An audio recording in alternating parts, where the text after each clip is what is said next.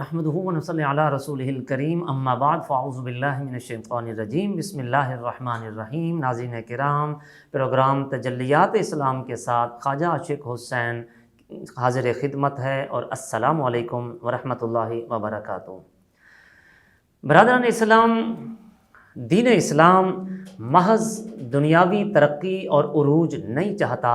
اس کا بنیادی مقصد مادی اشیاء یعنی گاڑی، بنگلہ، کوٹھی، بینک بیلنس، مال و دولت، نت نئی ایجادات، معاشی یا سائنسی ترقی ہرگز نہیں ہے، بلکہ اسلام ہمیشہ دنیا پر آخرت کو ترجیح دیتا ہے۔ اس کے نزدیک اخروی کامیابی حقیقی اور دائمی کامیابی ہے۔ جو لوگ اللہ اور اس کے رسول پر ایمان رکھتے ہیں، آخرت کو دنیا پر ترجیح دیتے ہیں اور دین اسلام کے ساتھ ساتھ انہیں دنیا میں بھی عزت و سرفرازی اور شان ملتی ہے، اللہ تعالیٰ دیگر اقوام پر بھی غلبہ عطا فرماتا ہے، کیونکہ قرآن کریم میں اللہ تعالیٰ نے ارشاد فرمایا وَأَنْتُمُ الْأَعْلَوْنَ إِن كُنتُم مُؤْمِنِينَ کہ تم ہی غالب آؤ گے اگر ایمان رکھتے ہو۔ یعنی اللہ رب العالمین مسلمانوں کو پوری دنیا پر غلبہ دینا چاہتا ہے، شرط یہ ہے کہ ہمیں کامل مومن بننا ہوگا اور دین اسلام کی تعلیمات پر عمل پیرا ہونا ہوگا۔ آج امت مسلمہ جن حالات اور واقعات سے دوچار ہے، ہر ذی شعور مسلمان کے لیے وہ لمحہ فکریہ ہے۔ ہر شعبہ زندگی میں مسلمانوں کی پستی اور زوال کو دیکھ کر دل افسردہ ہوتا ہے۔ ایک وقت تھا کہ جب مسلمان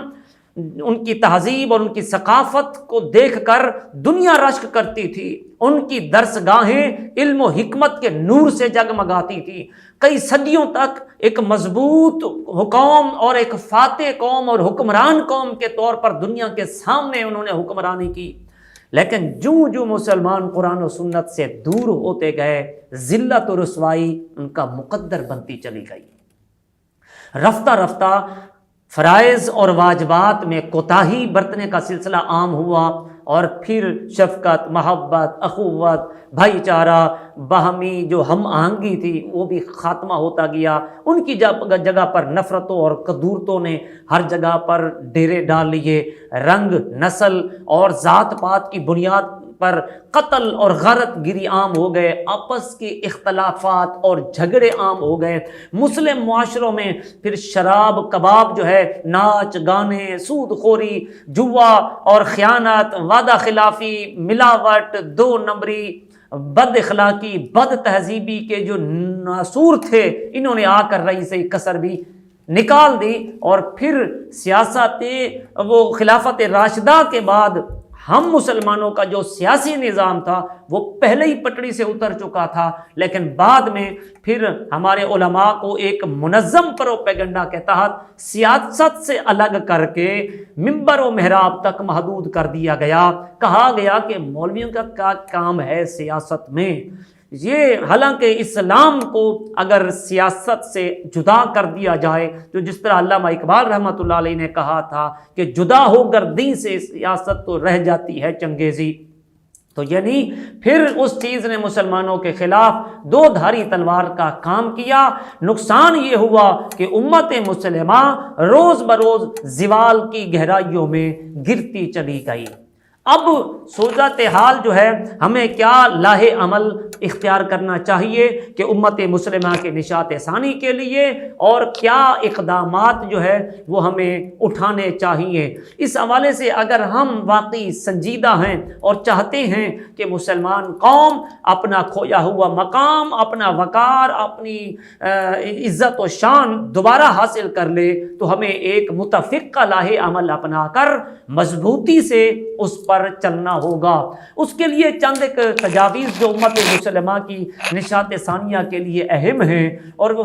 وہ میں عرض کرتا ہوں۔ ان میں سے سب سے پہلی اور بنیادی چیز کہ مسلمانوں کو آپس میں اتفاق اور اتحاد اپنانا چاہیے۔ دین اسلام ہمیں یکجہتی اور اتفاق کا درس دیتا ہے۔ اتحاد کی بے شمار برکتیں ہیں. ہم انفرادی اور فکری، معاشرتی اور اقتصادی، علمی، فنی، سائنسی تمام قوتوں کو اگر ہم ملی اور ان تمام ہماری یکجہتی ہوتی، باہمی تعلقات مضبوط ہوں، آپس کی ہم آہنگی کی فضا بہترین قائم ہوتی ہے، تو پھر یہ اتحاد انسانیت کی تعمیر و ترقی بھی کرتا ہے، اور معاشی اور معاشرتی فوائد جو کسی بھی قوم کے لیے راحت اور سکون اور ترقی کا ذریعہ ہوتے ہیں، یہ عظیم نعمت بھی ہمیں حاصل ہو جاتی ہے. رب العالمین جل جلالہ نے اتحاد کا حکم دیتے ہوئے قرآن کریم میں ارشاد فرمایا وَاعْتَصِمُوا بِحَبْلِ اللَّهِ جَمِيعًا وَلَا تَفَرَّقُوا، کہ تم سب مل کر اللہ کی رسی کو مضبوط تھام لو اور آپس میں فرقوں میں مت بٹ جانا. یعنی اسلام بنیادی طور پر اصول و قواعد کے ذریعے اللہ رسول کے فرامین پر عمل پیرا رہنا ہے، یہی اسلام ہے. کیونکہ اتفاق وہی اچھا ہے جو اللہ رسول کی اطاعت پر کیا جائے. ان کا راستہ چھوڑ کر اتفاق نہیں بلکہ وہ کمزوری اور بدبختی ہے. تو ناظرین کرام، امت مسلمہ کی باہمی نشاط ثانیہ کے لیے بنیادی چیز باہمی اختلافات کو بھلا کر اتفاق اور اتحاد کی لڑی میں جڑ جانا ہے. کفار کے اعلی کار بن کر ان کے جناب نظریات کو پرموٹ کر کے مسلمانوں کو کمزور کرنے کی بجائے ہمیں مظلوم مسلمانوں کی مدد کرنی چاہیے. دنیا بھر میں کہیں بھی مسلمانوں پر حملہ ہو، تمام مسلمان مل کر ان کی مدد کریں. ہمارے کسی بھی مسلمان ملک یا کسی بھی مسلمان بھائی کو تکلیف پہنچتی ہے یا پریشانی یا رنج یا تکلیف مصیبت پیش آئے تو دنیا بھر کے مسلمان اور تمام مسلمان اس کو اپنی تکلیف تصور کریں. جس طرح کہ نبی کریم علیہ الصلوۃ والسلام نے فرمایا تھا المومن للمومن کالبنیان، کہ مسلمان دوسرے مسلمان کے لیے ایک عمارت کی مثل ہے جس کا ایک حصہ دوسرے حصے کو مضبوط سہارا دیتا ہے. آقا علیہ الصلوۃ والسلام نے یہ بھی اس طرح سے اپنی مبارک انگلیوں کو ایک دوسرے میں پیوست کر کے اس کی طرف اشارہ فرمایا تھا کہ حرم پاک بھی اللہ بھی قرآن بھی ایک، حرم پاک بھی اللہ بھی قرآن بھی ایک، کچھ بڑی بات ہوتی جو ہوتے مسلمان بھی ایک. اور دوسرا نقطہ امت مسلمہ کی نشاط ثانیہ کے لیے اہم یہ ہے کہ تمام اسلامی ممالک کے سربراہان اپنے اپنے ملک میں اسلامی نظام کو نافذ کریں، اپنی عوام کی دینی اور سیاسی تربیت کا اہتمام کریں، شعور بیدار کریں، انہیں اسلام دشمن قوتوں کے ناپاک عزائم اور درپیش عالمی چیلنجز سے جو ہے وہ ان کو آگاہ کریں. اتحاد امت مسلمہ کی جو ضرورت ہے اس کا احساس ان کے دلوں میں جو ہے وہ اجاگر کیا جائے. اور اس حوالے سے اسکول کالجز میں، دینی مدارس میں، مساجد کی ائمہ کو سیمینار کے ذریعے، تربیتی ورکشاپ کے ذریعے ان کو استعمال کرنا، ان کی ذہن سازی کرنے کے بعد زیادہ مفید اور مؤثر رہے گا. تیسرا امت مسلمہ کے جو نقطہ ہے وہ امت مسلمہ کو درپیش خطرات سے نمٹنے کے لیے مشترکہ لاہے عمل تشکیل دیا جائے، تاکہ اور اس سلسلے میں جو بھی مسلمان ممالک ہیں وہ آپس میں دفاعی معاہدے کریں، MOU سائن کریں، اور کفار اور مشرکین تاکہ ہمارے ان باہمی معاہدوں سے وہ خائف رہیں گے اور کسی اسلامی ملک پر حملہ کرنے کی پھر جرأت نہیں ہو سکے گی. اس کے علاوہ ہر اسلامی ملک اپنے اپنے شہریوں میں جہاد کا جذبہ پیدا کرے، انہیں ملک و ملت کے دفاع کے لیے تیار کرے، ملک کی آئین میں تبدیلی کر کے ہر شہری کے لیے جنگی تربیت کو لازمی قرار دیا جائے، سول ڈیفنس کی ٹریننگ، شہری دفاع کی تربیت ہر شہری کے لیے لازمی ہونی چاہیے کہ وہ مشکل حالات میں کس طرح سے اپنی سیفٹی کر سکتا ہے. امت مسلمہ کی نشاط ثانیہ کے لیے چوتھا ایک اہم پوائنٹ یہ ہے کہ ضروری اقدام یہ ہے کہ اسلامی ممالک آپس کی تجارت اور لین دین کو فروغ دیں. اس سے ان کی معیشت بہتر ہوگی اور مزید ترقی کر سکیں گے. عالم اسلام کے عظیم مفکر و مدبر، ماہرین معاشیات اور اقتصادیات جو ہے ان سب کو باہمی مل کر امت مسلمہ کو اس زوال پذیر کشتی سے نکالنے کے لیے ایک تدابیر اختیار کرنے چاہیے.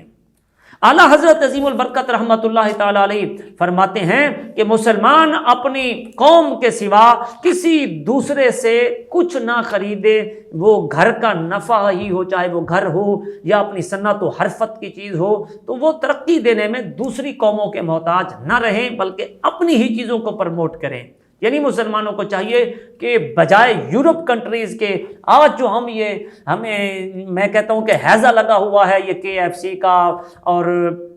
یہ میکڈونلڈ کا اور دوسرے جتنی بھی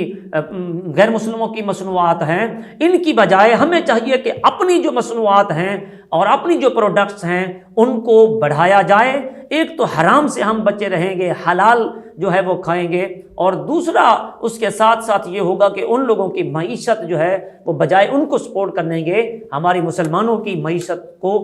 سپورٹ کیا جائے گا۔ جیسے ہمارے ہاں ایران کی سستی چیزیں ہیں یا ترکی کے پروڈکٹس ہیں، ہمیں ان کو جو ہے وہ پروموٹ کرنا چاہیے۔ تو اگر مسلمان ان اصولوں پر ہم کار فرما ہو جائیں، ان پر عمل پیرا ہو جائیں، تو پھر کامیابی اور کامرانی اور خوشحالی ہمارے مقدر چومے گی، اور پھر ایک وقت وہ آئے گا کہ مسلمانوں کی شان و شوکت کا پھریرا دنیا پر لہرا رہا ہوگا۔ اس حوالے سے پانچویں اور ایک اہم چیز یہ ہے کہ مسلمانوں کی جو اسلامی تعلیم و تربیت ہے، ہمارے حکمرانوں کو چاہیے کہ وہ اپنے ممالک میں اسلامی نظام کی بنیادوں پر استوار کریں۔ نصاب تعلیم کو از سر نو مرتب کیا جائے، اور اس سلسلے میں جو مغربی افکار و نظریات ہیں ان کو جو ہے وہ خارج کیا جائے اور اسلامی تصور علم کے مطابق ان کو تیار کیا جائے۔ ہمیں حیرت ہوتی ہے کہ نصاب ساز کمیٹیاں شیکسپیئر کی جو ہے وہ پڑھاتے ہیں، تو اسلامی ثقافت خالد بن ولید کو کیوں نہیں پڑھاتے؟ کیا مسلمانوں میں کس چیز کی کمی ہے؟ وہ جناب ہمیں آن گھسیڑا ہے غیر مسلموں کے، جناب ان کی تہذیب اور ثقافت پڑھائی جا رہی ہے اور اپنیوں کو جو ہے وہ چھوڑا جا رہا ہے۔ تو چاہیے کہ اسلامی نظریات کے حامل دانشوروں علماء کرام پر مشتمل ایک بورڈ تشکیل دیا جائے جو مروجہ تمام نصاب کا جائزہ لے کر سفارشات مرتب کرے، اور پھر غیر ضروری اور غیر شرعی مواد کی نشاندہی کر کے اس کو نصاب سے خارج کر کے اس کے متبادل شرعی اور ضروری مواد کو شامل نصاب کیا جائے۔ چھٹی طرز جو ہے وہ ایک تجویز جو ہے اس حوالے سے یہ ہے، اسلامی حکومت کی سب سے بڑی پہچان اور انفرادیت اور دین اسلام کا نظام عدل و مساوات ہے۔ اسلام کے امت مسلمہ کی نشاط ثانیہ کے لیے یہ ضروری ہے کہ ہماری جو اسلامی ممالک کی عدالتیں ہیں اور نظام قانون ہے اس میں قرآن و سنت کو پیش نظر رکھا جائے، شریعت کو سپریم لا بنائیں، تمام ملکی قوانین کو اس کے تابع کرنا چاہیے، اور یہ چیزیں صرف کاغذی کارروائی تک محدود نہیں ہونی چاہیے بلکہ اس پر عمل درآمد کو یقینی بنایا جائے۔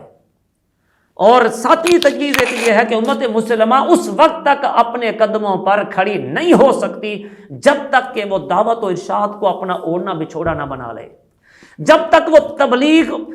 کو اپنا نہ لے، اور پھر یہ عمومی واعظ و نصیحت کے ساتھ ساتھ جدید ذرائع ابلاغ ہے جو ماڈرن میڈیا ہے یا سوشل میڈیا ہے، اس کے ذریعے بھی لوگوں کو نیکی کا حکم دیا جائے، برائیوں سے بچنے کی تلقین کی جائے، اور جو لوگ سستی اور کاہلی کی وجہ سے کس دینی چیزوں سے دور ہیں یا اپنی مصروفیات کی وجہ سے وہ دینی چیزوں کو ترجیح نہیں دیتے، انہیں اسلامی تعلیمات سے آگاہی کر کے دل و جان سے ان پر عمل پیرا ہونے کی کوشش کی جائے تاکہ وہ کامل مومن بن سکیں۔ اور اس سلسلے میں ہمارے زمانے کے علماء کرام کی بڑی بنیادی ذمہ داری بنتی ہے، بلکہ ہر شخص کی یہ ذمہ داری ہے کہ ان چیزوں کو اپنانے کے لیے اسلام کو درپیش جو خطرات اور چیلنجز ہیں ان اور سازشوں سے بھرپور انداز میں دوسروں کو آگاہ کیا جائے، انہیں امر بالمعروف نہی عن المنکر کا حکم دیا جائے، باہمی پیار اخوت محبت کے ساتھ رہنے کا درس دیا جائے، تو مسلمان انشاءاللہ جب اچھے مسلمان بن جائیں گے پھر ترقی کی منزل پر بھی وہ گامزن ہو جائیں گے۔ رب العزت کی بارگاہ میں دعا ہے کہ مسلمانوں کی امت رفتہ کو بحال فرمائے، اور اس کے نشاط ثانیہ میں جو تمام حائل رکاوٹیں ہیں ان کو دور فرما کر ہمیں ایک دوسرے کے دکھ درد کو سمجھنے کی توفیق عطا فرمائے۔ اسی کے ساتھ ہی اپنے میزبان خواجہ عاشق حسین کو اگلے پروگرام تک کے لیے اجازت دیجیے۔ اللہ تعالی ہم سب کا حامی و ناصر ہو۔ السلام علیکم ورحمۃ اللہ وبرکاتہ۔